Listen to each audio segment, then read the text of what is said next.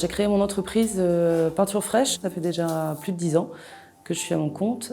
Je travaille essentiellement chez le particulier, des chantiers moyens, haut de gamme. J'ai envie quand même de faire de la décoration, donc je prends beaucoup de temps pour orienter mes clients sur les choix.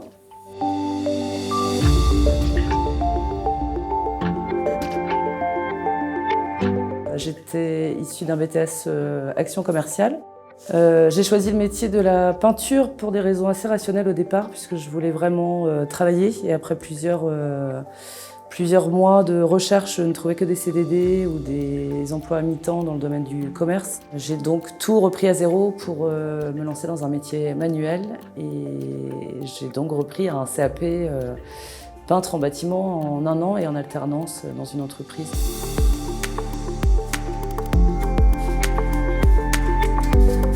J'ai créé mon entreprise donc en juin 2011 suite à un licenciement économique qui a eu lieu une année avant, en 2010. Une boîte qui était située à côté de Rennes dans laquelle j'étais chargée d'affaires. Chargée d'affaires, ça consiste à faire les maîtresses et toute la conduite de travaux dès que le chantier commence. Donc c'est vrai que ça m'a permis de voir toutes les facettes du métier d'artisan peintre. Et suite à ce licenciement économique, j'ai eu plusieurs chantiers chez les amis et en famille. Et comme tout s'enchaînait assez naturellement, c'est devenu assez évident de me mettre à mon compte en continuant de travailler de la même façon, en gérant un seul chantier à la fois et en m'investissant vraiment auprès des clients.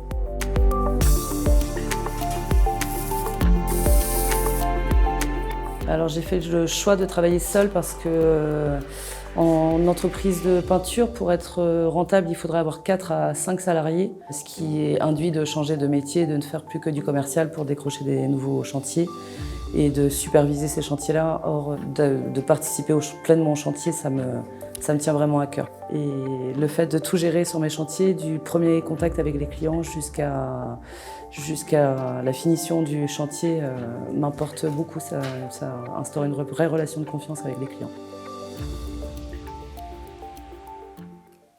Bonjour Benjamin, c'est Elodie. Je t'appelle pour savoir si tu as une date pour le chantier Guillaume et me donner l'adresse que je n'ai pas eue. Mon entreprise ne fonctionne que par le bouche à oreille. C'est un parti pris de ne pas faire de publicité sur mon camion, de ne pas avoir de page Facebook. Je pourrais quand même avoir un site internet. J'ai quelques photos à présenter à mes clients sur demande par contre, mais je ne travaille qu'avec le bouche à oreille, ce qui instaure vraiment une confiance dès le départ, dès la première rencontre avec mes clients, puisque souvent ils ont vu mon travail chez des amis ou des voisins.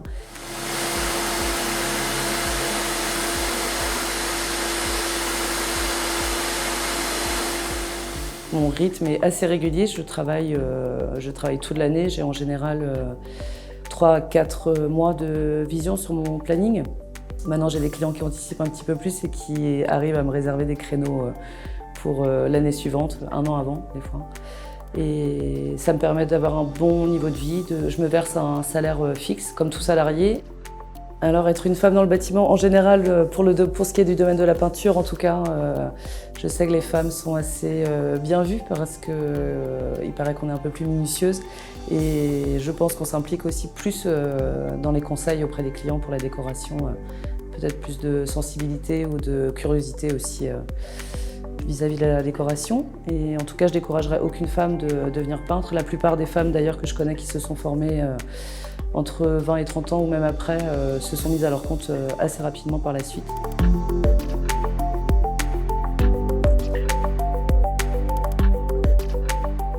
J'ai pas vraiment l'ambition de gagner plus. La différence par rapport aux premières années, c'est que j'ai gagné en efficacité et en rapidité, évidemment, sur mes chantiers. Il y a des gestes qui deviennent très mécaniques, comme le ratissage que je fais systématiquement sur mes chantiers. Donc ça, c'est des choses sur lesquelles je gagne du temps et ça me dégage du temps pour soigner des détails comme tous les joints acryliques, la pose de baguettes ou les petits détails qui font la différence. Mais j'ai atteint un niveau de vie là, qui me convient en fait. Et après, j'imagine que plus les chantiers sont créatifs et plus la marge est importante, mais c'est pas vraiment l'objectif. L'objectif, c'est vraiment de proposer de la prestation de qualité de plus en plus.